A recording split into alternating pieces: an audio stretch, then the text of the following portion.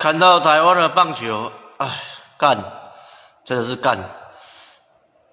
少棒、国中、高中都要募款去比赛，都要募款哦，需要社会人士的赞助。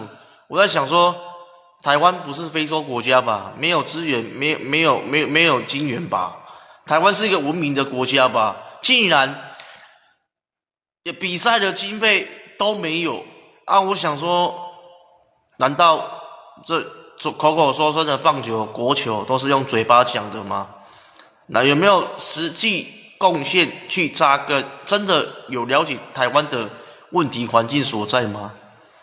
我也不是什么艺人、什么政治人物，但是我最底层、最基层，没有什么学历的人都知道。难道我们的上层是真的是睁眼说瞎话吗？